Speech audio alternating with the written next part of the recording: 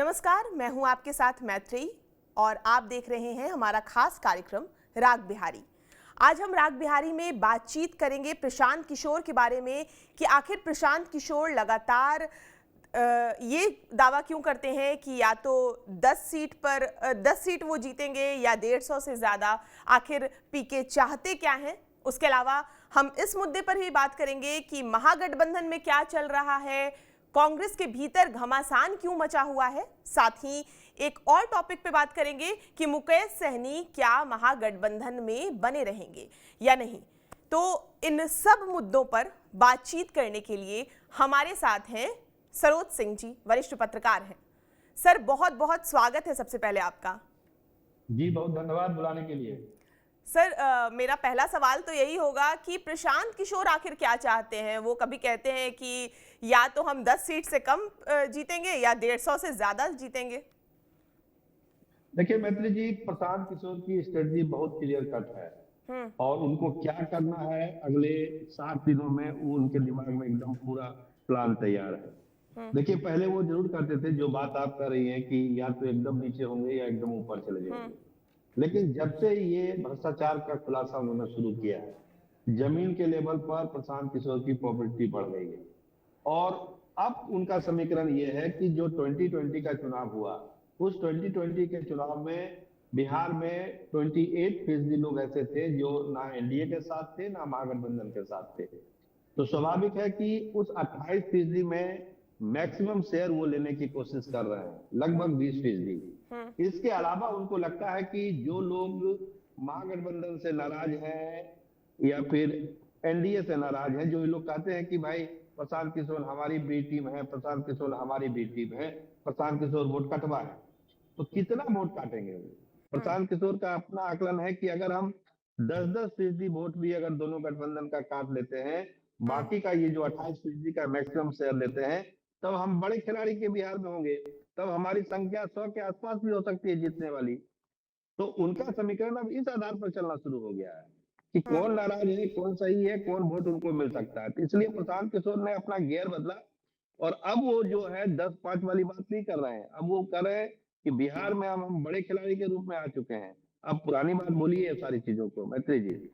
हाँ, और प्रशांत किशोर ने कल ही जब प्रेस कॉन्फ्रेंस किया था तो उन्होंने ये भी बोला था कि 28% लोग जो हैं, जो पिछली बार वोट ही नहीं दिए, तो ना एनडीए को वोट दिए ना महागठबंधन को वोट दिए, और तो उन सब का जो वोट है वो उनको मिलने वाला है। हाँ, मैक्सिमम शेयर उनको मिलेगा। इन्होंने कहा कि 28 का 28 हमको मिल जाएगा, लेकिन मैक्सिमम शेयर प्रशांत किशोर को मिलेगा, ऐसा उनका विश्वास है। एक कॉन्क्लेव में भी हाल के दिनों में अगर हम बात करें तो प्रशांत किशोर ने नीतीश कुमार को लेकर भी ये दावा किया था कि उनकी जेडीयू जो है वो धीरे धीरे टूटेगी और नीतीश बाबू अब अगले मुख्यमंत्री नहीं बनेंगे, और इस चुनाव में जेडीयू को जो है वो 25 सीट भी जीत पाना मुश्किल होगा। क्या आधार आपको लग रहा है कि सिर्फ ये बात बनाने के लिए बात है या इसका कोई आधार भी है? देखिए, आज से 1 महीना 2 महीना पहले जनता दल यूनाइटेड की जो स्थिति थी और जो नीतीश कुमार की लोकप्रियता थी, और आज के तारीख में मैत्री जी जब हम और आप बात कर रहे हैं, दोनों में अंतर आया है। जिस तरह की योजनाएं महिलाओं के लिए, जीविका दीदी के लिए, आशा दीदी के लिए 10-10 हजार रुपया ट्रांसफर हुआ डायरेक्ट में, तो कहीं ना कहीं फ्री बिजली हो गई, तमाम विकास की योजनाओं का शिलान्यास उद्घाटन सब हुआ, तो कहीं ना कहीं नीतीश कुमार की लोकप्रियता और नीतीश कुमार को लेकर जो नाराजगी थी लोगों में वो कम हुआ है। हम ये नहीं करें कि खत्म हो गया, लेकिन कम हुआ है। तो जो गठबंधन की राजनीति एनडीए यहाँ कर रही है, तो नीतीश कुमार को तो इसका फायदा होगा निश्चित तौर पर। प्रशांत किशोर बात कर रहे हैं कि खत्म होने वाली स्थिति जनता दल यूनाइटेड की है, वो स्थिति अभी नहीं है, सुधार हुआ है उसमें, नो डाउट। चुनाव के बाद क्या होगा वो अलग कहानी है, लेकिन अभी जनता दल यूनाइटेड टूटेगा, उसमें भगदड़ मचेगी, ऐसी कोई परिस्थिति हमको तो दिखाई नहीं पड़ती है। क्योंकि सीट बंटवारा जितना स्मूथली जनता दल यूनाइटेड में हो रहा है, उतना स्मूथली किसी पार्टी में नहीं हो रहा, ना किसी गठबंधन में हो रहा है। नीतीश जी की बात मानी जा रही है। लोगों को लगता है कि इतनी योजनाओं के बाद नीतीश कुमार जरूर अपने जो पिछला परफॉर्मेंस है 43 वाला, उसको बढ़ाएंगे। ये संख्या 70-75 के आसपास जाएगी। ये जनता दल यूनाइटेड का अपना असेसमेंट है, और एक बार फिर नीतीश कुमार ही सरकार बनाएंगे, ये है। तो भगदड़ वाली स्थिति फिलहाल नहीं है। जनता दल यूनाइटेड एकजुट रहेगी। ये डिपेंड करता है कितनी सीटें वो चुनाव में जीत कर आते हैं। उसके बाद अगर कम सीटें जीते तो निश्चित तौर पर जो प्रशांत किशोर जो बात कर रहे हैं कि जनता दल यूनाइटेड अस्तित्व में रहेगा या नहीं रहेगा, ये कहना मुश्किल है। वैसे तो हम गठबंधन की अगले शो में बात करेंगे कि गठबंधन की राजनीति अभी कैसे चल रही है, तो लेकिन फिर भी मैं एक बार आपसे ये मतलब पूछना चाहूंगी कि क्या है चिराग पासवान को लेकर वो एनडीए में टेक क्या है, उसके अलावा क्या महागठबंधन के भी किसी दल से वो बात कर रहे हैं, कांग्रेस से बातचीत की खबर सामने आ रही है, क्या डिमांड है चिराग पासवान की, और सहनी कुशवाहा का के भी भीतर कुछ बातचीत चल रही है क्या, क्योंकि धर्मेंद्र प्रधान की जैसे हम बात करें तो वो मिलने गए थे मांझी से भी, उपेंद्र कुशवाहा से भी, तो उधर क्या चल रहा है? देखिए मैत्री जी, एनडीए के फॉर्मेशन को और वहां के पॉलिटिक्स को समझिए। ये सब लोग जानते हैं, आप हम भी जानते हैं कि बीजेपी को और जनता दल यूनाइटेड को 100+ सीटें लड़नी है, उसमें कहीं कोई किंतु परंतु नहीं है। तो जो बची हुई सीटें हैं उसमें मैक्सिमम शेयर कैसे चिराग अपना ले सके और सीट के अलावा उनको क्या मिल सकता है, सारी राजनीति इसी पे है। अब है कि अगर 20 पर ही सिमट गए चिराग पासवान, जिसकी ज्यादा संभावना है, 1-2 सीट प्लस माइनस हो सकता है, तो इसके अलावा उनको क्या दिया जा सकता है? क्या राज्यसभा की सीट उनकी मां के लिए दी जा सकती है? क्या बिहार में एक एमएलसी की सीट दी जा सकती है और बिहार सरकार में उनके जो बानोई हैं उनको मंत्री पद का पद दिया जा सकता है? तो इस तरह की चीजें तय हो रही है। आप जहां बैठे हैं दिल्ली एनसीआर में, वहां एक बड़ी बैठक आज चल रही है। अमित शाह, विनोद तावड़े वगैरह सब आज सहयोगी दल के साथ भी, उपेंद्र कुशवाहा भी दिल्ली में है, जीतन राम मांझी भी हैं, सबके साथ एक बड़ी बैठक है और इस बैठक के बाद एक बैठक कल पटना में भी होगी। तो ऐसा नहीं है कि जो सोशल मीडिया और मीडिया में खबरें हैं कि कहीं चिराग इधर उधर चले जाएंगे, फिलहाल इसकी संभावना कम है। वो एनडीए के फोल्ड में ही चुनाव लड़ेंगे। हाँ, कोशिश जरूर हो रही है कि क्वालिटी सीटें मिल जाए और मैक्सिमम जितना वो ले सकें, जिस रूप में, सीट के रूप में, मंत्री पद के रूप में, राज्यसभा के रूप में, एमएलसी के रूप में, जो उनको हासिल हो सके उसको वो हासिल कर लें, क्योंकि मौका यही है उनके पास। खैर, हमारे पास जो जानकारी थी उसमें ये था कि जो गठबंधन है वो 28 से ज्यादा सीट देने के लिए तैयार नहीं है और चिराग 36 से कम पे मानने के लिए रेडी नहीं है। नहीं, देखिए चिराग की डिमांड 40+ है। 40 जो बोलते हैं ना सम्मानजनक सीट, उनका इशारा वही होता है कि 43+। हाँ, 43+ क्योंकि लड़े थे पिछले बार। तो वो चाहते हैं उससे हम कम कैसे लड़े, अब तो हमारे सांसद भी ज्यादा है, मेरा जनाधार बड़ा है, तो हम उससे कम कैसे लड़ेंगे। लेकिन जब सीट ही नहीं है, 243 सीट ही है और 205 सीट, 8 सीट तो पहले ही बन चुका, और मांझी को भी नाराज करने की स्थिति में नहीं है, उपेंद्र कुशवाहा को भी नाराज करने की स्थिति में नहीं है। आप देखिए उपेंद्र कुशवाहा को कितना वेटेज इधर दिया गया है पवन सिंह के मामले में, और दूसरे मामलों में उनका वेटेज बढ़ाया गया है कि भाई उनको इतनी तवज्जो दी गई। पवन सिंह भाजपा में अमित शाह से मिलने से पहले उपेंद्र कुशवाहा के यहाँ चले गए। तो एक मैसेज शाहाबाद और मगध के इलाके में दिया गया कि उपेंद्र कुशवाहा को हम इग्नोर करने नहीं जा रहे हैं। सीटें कम मिलेगी तो एक मंत्री का पद नरेंद्र मोदी सरकार में उपेंद्र कुशवाहा के लिए भी रखा हुआ है, रिजर्व किया हुआ। तो कहीं ना कहीं ये कोशिश होगी मैत्री जी की सबको कुछ ना कुछ कह के सेटिस्फाइड किया जाए। अगर सीटें कम है तो चूंकि सरकार उनकी है, तो बिहार सरकार में, केंद्र सरकार में कुछ ऐसे पद होते हैं जो दे के इनको मनाया जाए और चुनाव साथ में लड़ा जाए। हमको लगता है कल रात होते होते इस पर अंतिम फैसला होगा। और जो बात हम मुकेश सहनी की उठा रहे हैं, मुकेश सहनी वाली बात आपने पूछा ना अभी। जी, मुकेश सहनी की बात अभी नहीं पूछे, लेकिन मुकेश सहनी पे भी आप बता दीजिए कि क्या परसों की ये खबर थी कि नीतीश कुमार से शायद मुलाकात की है मुकेश सहनी, तो क्या बात चल रही है? क्या महागठबंधन में बने रहेंगे क्या मुकेश सहनी, या उधर भी कुछ और कोई बात चल रही है? देखिए आपकी पास जो सूचना पहुंची है, हमारे पास भी वो सूचना है, इसका तो अभी पुष्टि नहीं है, लेकिन इसमें थोड़ा सा हम आपको जोड़ दें कि ये एक मुलाकात हुई है मुकेश सहनी और मुख्यमंत्री के बीच में। मनीष वर्मा जो है आईएएस अधिकारी रहे, वो मुकेश सहनी को लेके गए थे मुख्यमंत्री के निवास पर। ये तकरीबन 1 बजे रात की बात है। इस तरह की खबरें हैं कि मनीष वर्मा ही उनको लेके गए थे।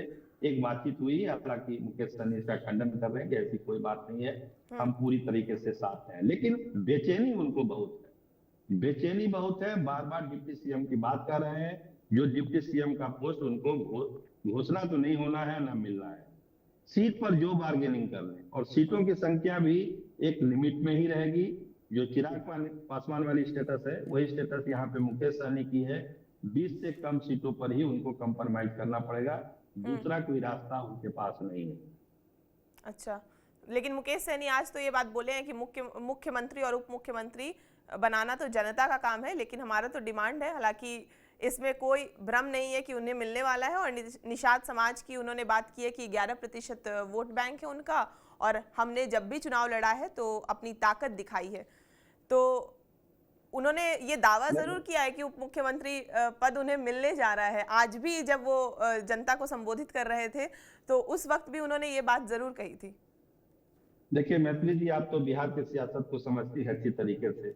दावा होना एक अलग बात है और जो हकीकत है वो अलग बात है। दावा आप कुछ कर लीजिए, मुकेश सहनी खुद बार बार याद नहीं कर रहे हैं, पिछले 6 महीने से कर रहे हैं कि मैं डिप्टी सीएम बनने वाला हूँ, लेकिन डिप्टी सीएम की घोषणा नहीं हो सकती जब मुख्यमंत्री की घोषणा तेजस्वी यादव के नाम पर नहीं हो रही है, तो मुकेश सहनी की घोषणा कैसे हो सकती है? ये तो समझने वाली बात है। हाँ, मांग रख रहे हैं, जैसा आपने कहा मांग रख रहे हैं, तो सब लोग मांग रखते हैं, लेकिन जो हकीकत है, जो हम आपको बता रहे हैं, जो हमारे पास जो खबर यही है कि इस तरह की कोई घोषणा नहीं होने वाली है। केवल सीटों की बार्गेनिंग की बात है, कुछ मनमाफिक सीटें, खास इसलिए रहा है मामला क्योंकि मुकेश सहनी ने जो सीटें मांगी है वो ज्यादातर सीटें आरजेडी और कांग्रेस की सीटिंग सीटें, मामला वही फंस रहा है और कोई भी अपनी सीटिंग सीट को छोड़ना नहीं चाहता है। तो उस क्वालिटी सीट को लेकर ही झगड़ा है।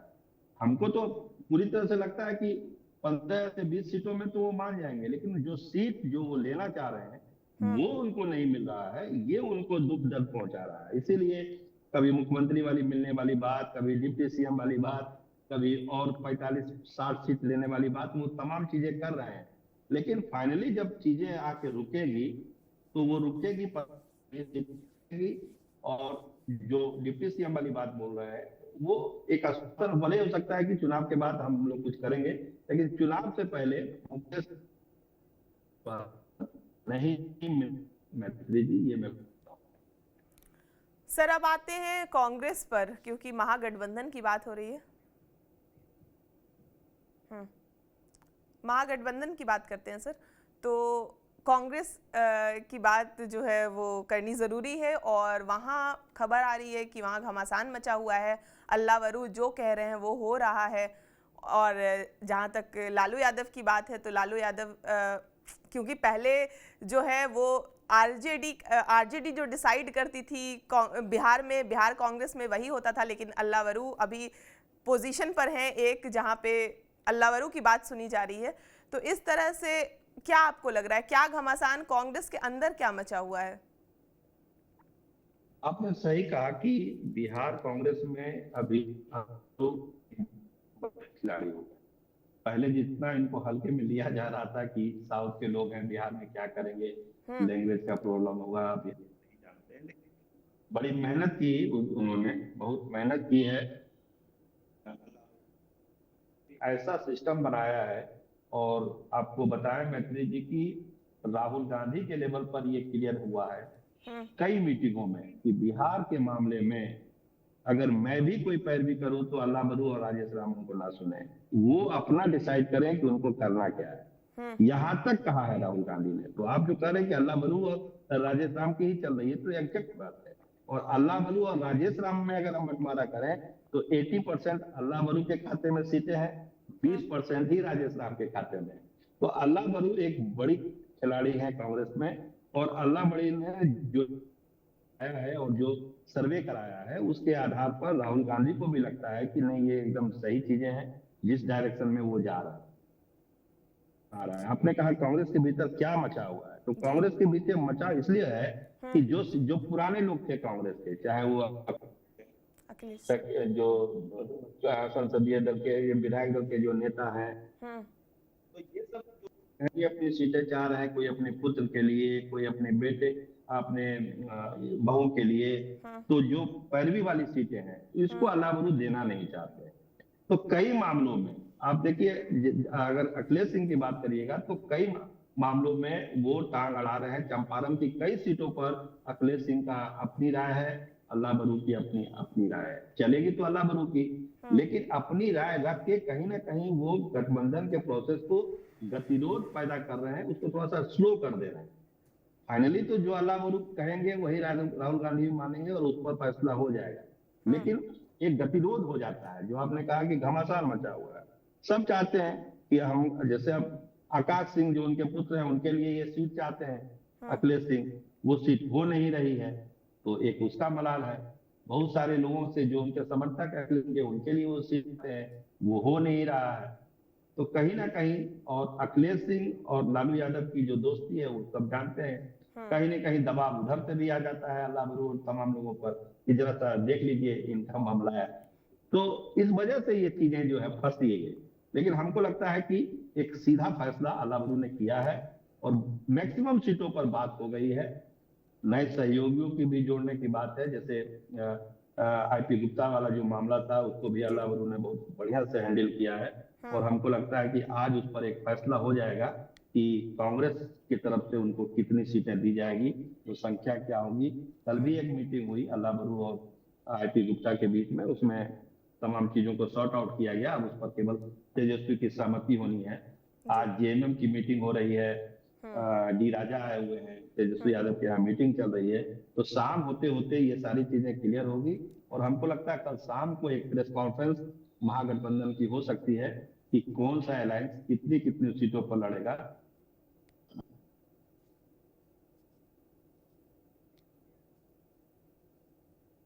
हाँ सर, तो आईपी, आपको क्या लगता है आईपी गुप्ता या मुकेश सहनी की अगर हम बात करें या जेएमएम की बात करें तो कितनी कितनी सीटों पर तेजस्वी या राहुल गांधी मान जाएंगे? देखिए, हमको लगता है कि जेएमएम को 2 सीटों देने की, 2 सीट, देखिए 5 सीटों की उनकी डिमांड है, लेकिन हमको लगता है 1 या 2 सीटों पर उन पर सहमति होगी। वो चाहते हैं कि उन्होंने है जम्मू जिले की, जिसको एक बार जेएमएम जीत चुकी है, वो चाहते हैं कि एक जीती हुई हमारी सीट है तो उस पर मेरा दावा है, और एक जो रिजर्व सीट है कटोरिया, वहां पर वो चाहते हैं कि हमको मिले। तो 1-2 सीट से ज्यादा उनका मामला बढ़ेगा नहीं। जहां तक आईपी गुप्ता का सवाल आपने पूछा, तो हमको लगता है कि आईपी गुप्ता की भी सीटों की संख्या 4 से 5 तक रहेगी। हालांकि उनकी मांग 10+ की है, लेकिन हमको लगता है कि जो सीटों की जो अभी रस्साकसी है उसमें 4 से 5 सीटों पर, लेकिन वो सीटें होगी जो आईपी गुप्ता खुद चाहते हैं क्वालिटी सीट, वो सीटें उनको दी जाएगी। संख्या 4-5 के आसपास ही उनकी रहेगी। और पशुपति पारस के एंट्री को लेकर क्या अपडेट है सर? पशुपति पारस को लेके बीच में कंफ्यूजन हो गया था, लेकिन अब है फिर मामला फिर पटरी पर आ गया है। और 2-3 सीटें जो, जैसे एक अलोनी की सीट है जहां से उनके बेटे यशराज पासवान को लड़ना है, एक सीट राजा पाकड़ की है, वहां से वो चुनाव, एक हाजीपुर संसदीय क्षेत्र में राजा पाकड़ है, वहां से लड़ना है। एक कल्याणपुर की सीट है जहां पर समस्तीपुर के पूर्व सांसद और इनके भतीजे प्रिंस राज को चुनाव लड़ना है। एक सीट की मांग उन्होंने की है सूरज भान के भाई जो चंदन सिंह सांसद थे नवादा के, उनके लिए एक सीट मांगी है उन्होंने, मोकामा या लखीसराय। तो 5 सीटों की डिमांड है। हमको लगता है कि 3 सीटों पर मामला फैसला उनका हो जाएगा। करीब करीब बात फाइनल ही है उनकी, 3 सीट उनको मिल जाएगी लगता है। आम आदमी पार्टी की भी एंट्री हो गई है बिहार में और 11 सीटों पर उन्होंने घोषणा भी कर दिया है उम्मीदवारों का, तो क्या आपको लगता है? कल आम आदमी पार्टी ने कल अपनी 11 सीटें, ठीक कह रहे हैं, 11 सीटों पर उन्होंने किया है। लेकिन आम आदमी पार्टी का तो, जैसे दिल्ली तो है नहीं, बिहार में कोई उस तरह से कोई जनाधार नहीं है, कोई संगठन नहीं है। एक चुनाव लड़ने के लिए आप चुनाव लड़ रहे हैं आम आदमी पार्टी, इसके अलावा 25 की इस जंग में आम आदमी पार्टी का बहुत रोल है नहीं। आप पार्टी है तो आप चुनाव लड़ रहे हैं, बस इतना तक ही महत्व है इसका। बाकी हार जीत के अंतर से कोई मतलब नहीं है आम आदमी पार्टी का, एकदम क्लियर कट मामला है आम आदमी पार्टी। सीमांचल में ओवैसी भी लगातार यात्रा कर रहे हैं, लोगों से मिल रहे हैं, जनसभाएं कर रहे हैं, तो आपको क्या लगता है कि ओवैसी कितना बड़ा फैक्टर है सीमांचल में? नहीं, ओवैसी बड़ा फैक्टर है। आपने सही कहा कि लगातार यात्रा रही है। पिछले बार आए थे तो 4 दिन तक यहाँ रुके थे, फिर आए हुए हैं, फिर उनके हो रहा है, रैली हो रहा है, दौरा हो रहा है। देखिए, लोग कहते हैं कि 5 एमएलए जीते, उनके 4 चले गए। एमएलए चले गए, लेकिन उनका जो संगठन है और समर्थक वो तो नहीं गया था, वो तो वहीं पे मौजूद है।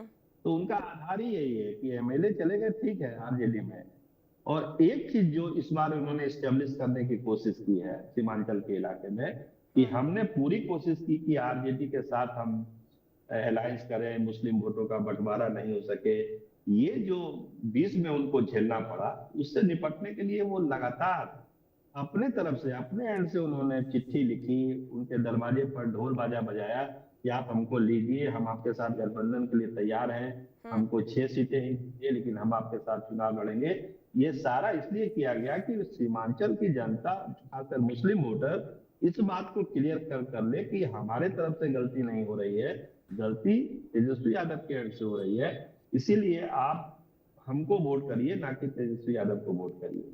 तो तैयारी एआईएमआईएम की बहुत पुख्ता तैयारी है। लोग अभी उसको उस रूप में नहीं देख रहे हैं, लेकिन जो हमारे सोर्स है वो बता रहे हैं कि कई सीटों पर उनकी बहुत मजबूत उपस्थिति है। और अब तो वो दूसरे इलाके में, सीमांचल से बाहर भी जो है, अपना मिथिलांचल के इलाके में भी एंट्री करने की कोशिश कर रहे हैं। और हमारी जो खबर है, मिथिलांचल, तिरहुत और मगध के इलाकों में भी एआईएमआईएम अपने प्रत्याशी उतारने जा रहा है। और तिरहुत में और मिथिलांचल में तो उतारना ही उतारना उनको, सीमांचल में तो लड़ते ही लड़ते हैं।